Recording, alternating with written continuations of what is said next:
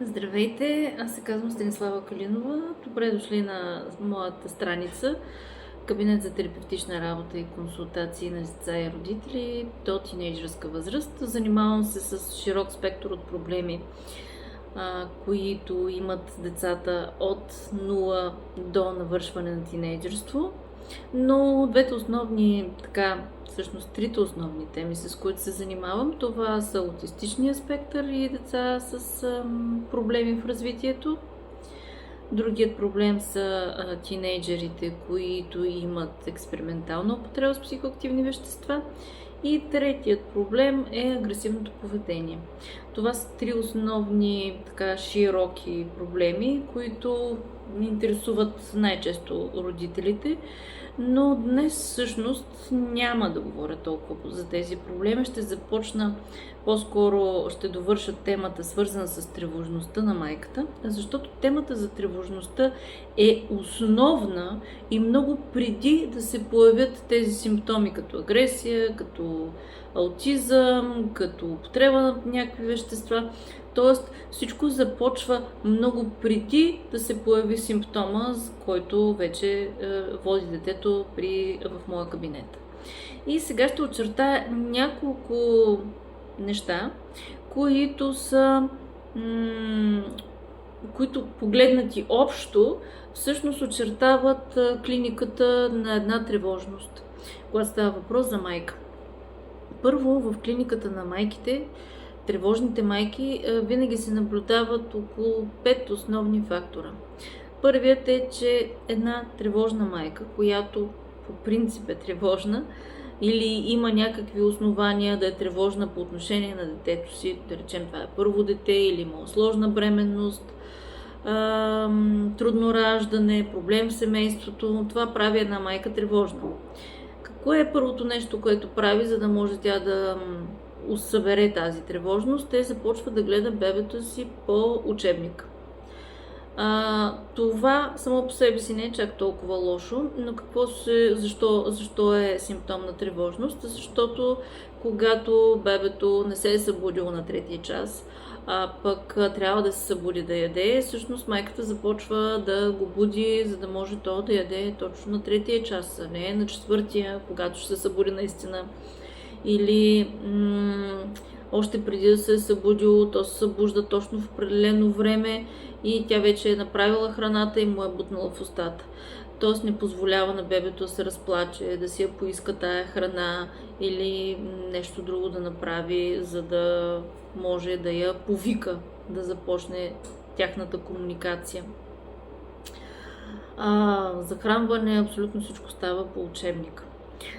Другото, което е свидетелство за една повишена тревожност, е, че винаги тези деца се озовават в леглото на майката. По една или друга причина. Дали защото са болнави, дали защото майката е изморена и има нужда да си почине, озовават се в това легло и не излизат от него дълъг период от време.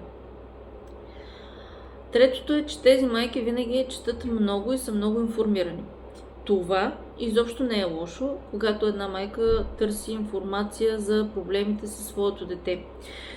Проблема идва тогава, когато всъщност информацията, поднесена от специалист или от някой друг, не отговаря на тази, която тя смята за правдива. Тогава идва проблема. Защо това е така? Защото всички ние, като хора, търсим информация, която да отговаря на нашия мироглед.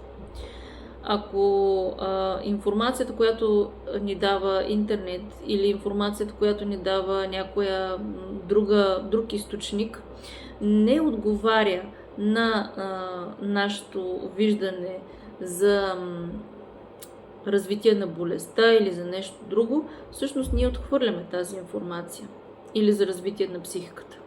Много често се случва и при нас, в моя кабинет идват хора и казват, те психолозите само говорят, нищо друго не могат да правят. Тоест, ако дори да дадеш правдива информация, ако човек с такава нагласа, той не е способен да я чуе.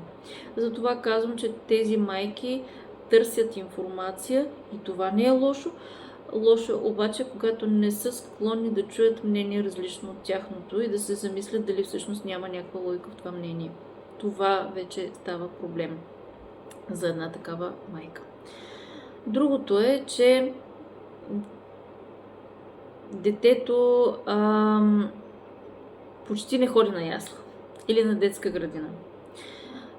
Трудно пущат тези майки децата си на детска градина или на ясла и то винаги те казват, че много искат да ги пуснат децата на ясла, но те се разболяват.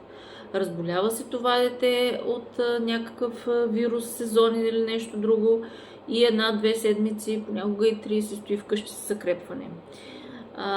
Так му го пуснат отново да свиква на тая ясла и отново нещо се случи, трябва да си го държат вкъщи. Тоест те винаги започват с едни болнави деца. И дълго време тези болнави деца си стоят вкъщи до момента, в който стане вече, те се успокоят и майката може да ги пусне на детска градина, но това се случва едва на 4 годишна възраст, когато това стане задължително в голяма част от случаите. И всъщност пети симптом е, че тези майки са в постоянно очакване някой от детската градина да им се обади и да им каже, че трябва да отидат да си вземат детето, защото нещо се е случило. Дали нещо със здравето или нещо друго, те са в постоянно очакване. Дори и да седнат да отидат някъде, тези майки мислят за тези деца непрестанно. Не могат да ги отделят от мислите си и да започнат да мислят за работата, която имат, или за нещо извън контекста на тяхното майчинство. Ето тези симптоми сами по себе си не означават тревожност, но когато се съчетаят по няколко, по 3, по 4 или 5 заедно, са абсолютно сигурен симптом, фактор, че тази майка е с повишена тревожност и че на нея трябва да й се обърне внимание. Но не може да се обърне внимание от родител и от партньор. Трябва да се обърне внимание от трети специалист, който да успокои.